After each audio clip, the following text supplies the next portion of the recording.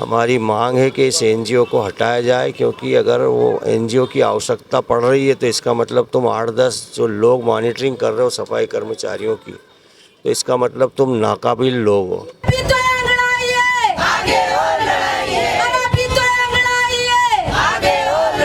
हम लोगों ने काम करा है, जब तक ये नेता नहीं जाके अब उनको जागना पड़ेगा और संतोष के साथ हमें भीम जय भीम जय भीम जय जय जय जय जय भीम जय भीम जय भीम। ये चल रही थी कड़ी।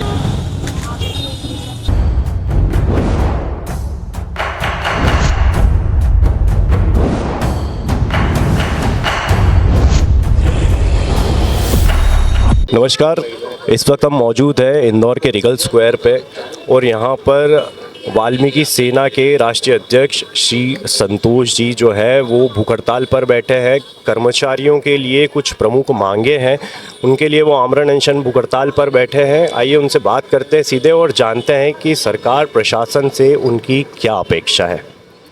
नमस्कार।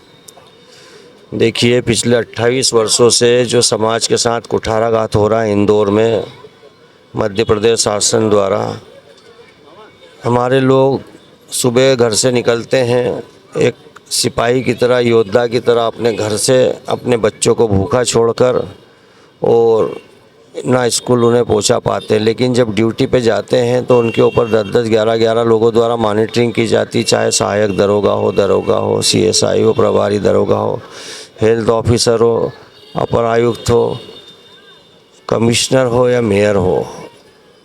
अब इन लोगों के द्वारा जब इतनी मॉनिटरिंग की जाती है तो ऐसा महसूस होता है जैसे सफाई कर्मचारी कोई सफाई कर्मचारी नहीं हो, बल्कि वो एक आतंकवादी हो जो पाकिस्तान से आ गया है। इतना होने के बाद भी, उनका फेस कैप्चर करने के बाद भी एक सफ़ेद हाथी निगम ने पाल लिया है, और वो सफ़ेद हाथी है एनजीओ। हमारी मांग है कि इस एनजीओ को हटाया जाए, क्योंकि अगर वो एनजीओ की आवश्यकता पड़ रही है तो इसका मतलब तुम 8-10 जो लोग मॉनिटरिंग कर रहे हो सफाई कर्मचारियों की, तो इसका मतलब तुम नाकाबिल लोग हो। और अगर आप लोग काबिल लोग हो तो इस एनजीओ को, जो सफ़ेद हाथी आपने निगम में पाल रखा है, इसको निकाल के बाहर करो। इसकी हमें कोई ज़रूरत नहीं है। इन मांगों में सबसे प्रमुख 3 मांगे ऐसी कौन सी है जो आप चाहते हैं कि पहली प्रायोरिटी पे ये होना ही चाहिए? देखिए, 11 सूत्री मांगों में से हमारी एक मांग मैंने बता दी है कि एनजीओ को ख़त्म कीजिए। एनजीओ हमें नहीं चाहिए।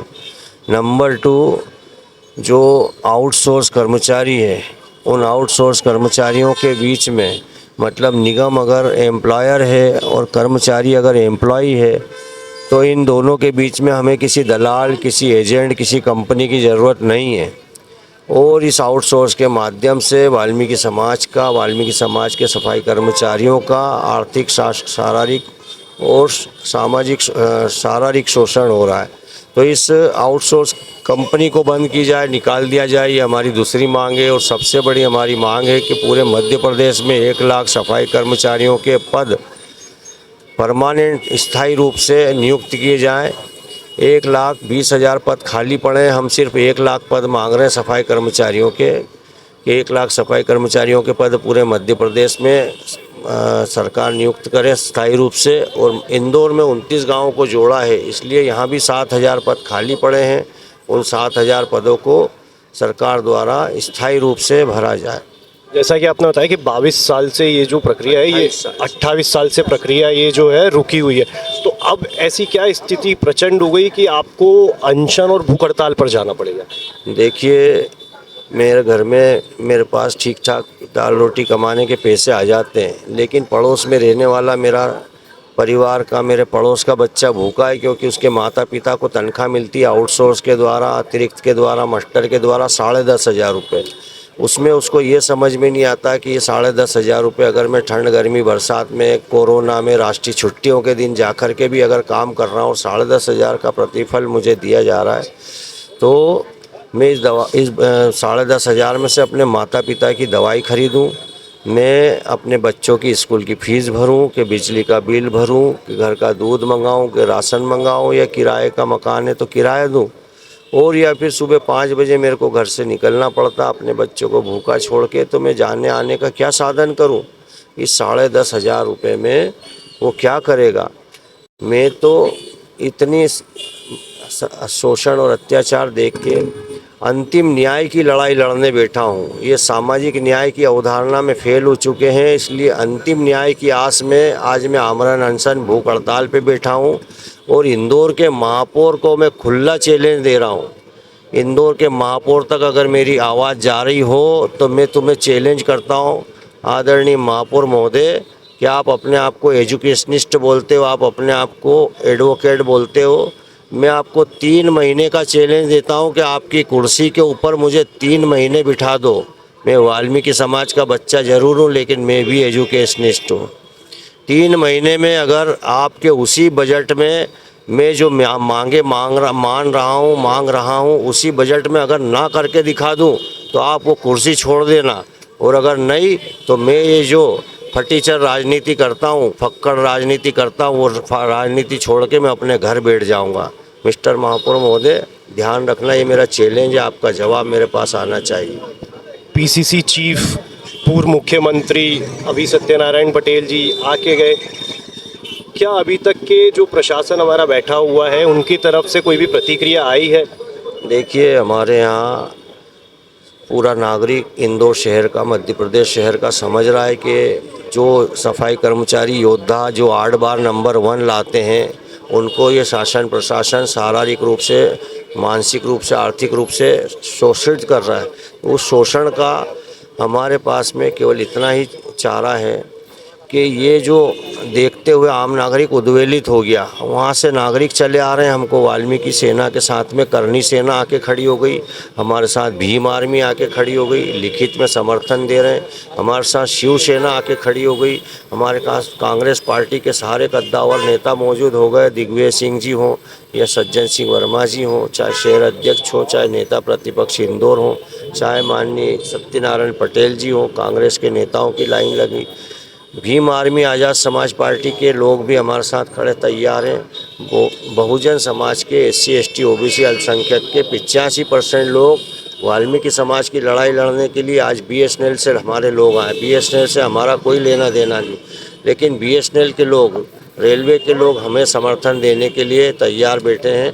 वो चाहते हैं कि ये मानवीय मूल्यों की जो ये अवहेलना कर रहे हैं, उस मानवीयता के नाते सफाई कर्मचारियों को परमानेंट करना चाहिए, उनका भविष्य सुरक्षित करना चाहिए, क्योंकि वो दुनिया के सबसे अस्वच्छ धंधे में लगे हैं। खुद अस्वच्छ धंधे के कारण कम समय में मर जाते हैं, रिटायर हो जाते हैं, लेकिन उनका भविष्य सुरक्षित नहीं है, उनके बच्चों का भविष्य सिक्योर नहीं है।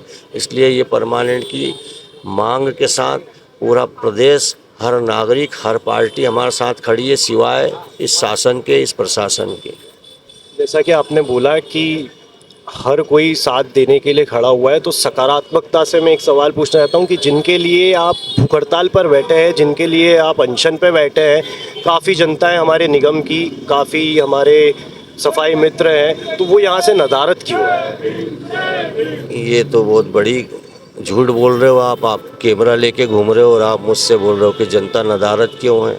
या तो आपको, मेरे को ऐसा लग रहा है कि खुद बीजेपी सरकार ने मेरे पास भेज दिया झूठ बोलने के लिए। ये जो नारे आप सुन रहे हैं, ये नारे पब्लिक के हैं, ये मैं नारे नहीं लगा रहा हूँ, ये नारे पब्लिक के हैं, ये मेरे समर्थकों के, ये मेरे समाज के लोगों के लिए। मैं कैसे बोल दूँ मेरा समाज जागरूक नहीं है? मेरे समाज के लोग पूरे मध्य प्रदेश से इस स्टेज के ऊपर, इस धरना स्थल पर आ रहे हैं, इंदौर के लोग इस धरना स्थल पर आ रहे हैं, मेरी माता बहनें बैठी हैं, पूरी माता बहनें आ रही है। और सबसे बड़ी बात, मैंने कल अपील करी थी कि इस मध्य प्रदेश शासन का विरोध अपने हाथ पर काली पट्टी बांधकर कीजिए। देखिए, मैंने बांधी है। मेरी माता बहनें काम करने जा रही है, मेरे भाई काम करने जा रहे हैं, तो वो काम की ड्यूटी नहीं छोड़ रहे हैं, वो काली पट्टी बांधकर उस सरकार का विरोध कर रहे हैं। जब कोई उनसे पूछता है कि ये काली पट्टी क्यों बांधी है, तो वो जवाब देती है कि हमारा भाई उस धरना स्थल पर भूखा बैठा है वाल्मीकि सफाई कर्मचारियों को परमानेंट कराने के लिए। और वो जवाब देती है कि जब हमारा भाई हमारे लिए भूखा मर सकता है, तो फिर हम उसके सपोर्ट में काली पट्टी बांधकर काम क्यों नहीं कर सकते। धरना स्थल पर मध्य प्रदेश के हर ज़िले से यहाँ व्यक्ति आ रहा है। आज ही 3 जिलों के लोग हमारे बीच में मौजूद हैं। लगातार संख्या बढ़ती जा रही है। मैं इस आंदोलन को जन आंदोलन बना दूंगा। अगर मैं जीवित रहा अगर मैं जीवित रहा और अगर सरकार ने मेरी मांगे नहीं मानी तो मैं एक एक वोट के लिए सरकार को तरसा दूंगा। परमानेंट नहीं तो फिर कोई वोट नहीं, परमानेंट नहीं तो फिर कोई वोट नहीं, ये सरकार याद रहे। आखिरी सवाल, 11 जो सूत्री मांगे आपने बताई है, उनसे निगम कर्मचारियों को भी और जो प्रशासन बैठा है उनको भी क्या लाभ होगा? देखिए, सबसे पहले तो मानवीय मूल्यों के आधार पे ये देखना चाहिए कि सुप्रीम कोर्ट का आदेश है कि समान काम और समान वेतन। ये निकम्मी सरकार सुप्रीम कोर्ट के आदेश मानने को तैयार नहीं है। सुप्रीम कोर्ट 1 वर्ष पूर्व आदेश कर चुका है कि जो व्यक्ति अगर परमानेंट हो, स्थायी हो, अगर वो कोई लाभ ले रहा है, कोई सैलरी ले रहा है तो वही पैकेज कच्चे कर्मचारियों को मिलना, ये हमारा आदेश है, ये निर्देश है सुप्रीम कोर्ट का।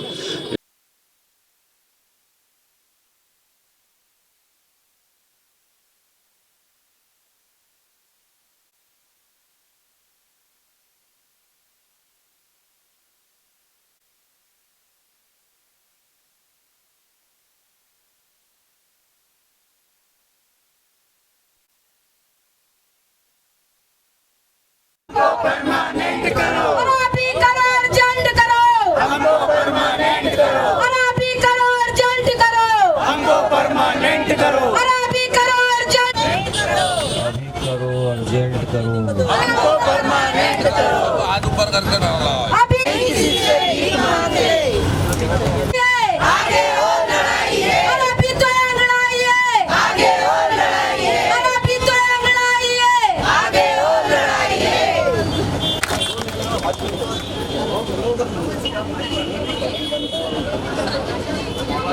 हेलो। जय जय जय जय जय भीम। जय भीम जय भीम। जय जय जय जय जय भीम। जय भीम जय भीम। हम अपना अधिकार मांगते नहीं किसी से भीख मांगते। अरे हम अपना अधिकार मांगते नहीं किसी से भीख मांगते। कोरोना काल में हम लोगों ने काम करा है। जब तक ये नेता नहीं जागे तो अब उनको चाटना पड़ेगा। और संतोष भैया के साथ हम हैं और हम उनके साथ रहेंगे जब तक ये नेता नहीं आएंगे और अगर परमानेंट की मांग पूरी नहीं होगी हम उनके साथ में रहेंगे। भगवान में महाकाल से दुआ मांगती हूँ कि इनके स्वास्थ्य में सब ठीक रखे और इनकी मांग उससे वो जल्दी चलेगा।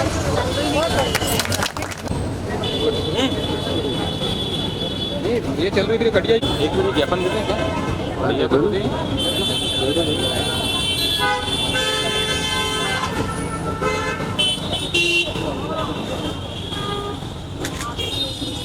जब मुद्दे बढ़ते हैं और सुनवाई कम हो जाती है, जरूरत होती है एक ऐसी आवाज की जो सीधे जनता से जुड़े, अब हर गली हर मोहल्ला बनेगा खबर का हिस्सा, जहां उठेगा हर सवाल जनहित के मुद्दों, बेबाक अंदाज बिना किसी दबाव के, सिर्फ सच और जनता की आवाज। राजीव टाइम्स लेकर आ रहा है एक खास कार्यक्रम, जनता के बीच जनता की बात। हम आ रहे हैं आपके बीच आपकी आवाज को बुलंद करने, देखना ना भूलें राजीव टाइम्स पर, क्योंकि अब बात होगी जनता के हक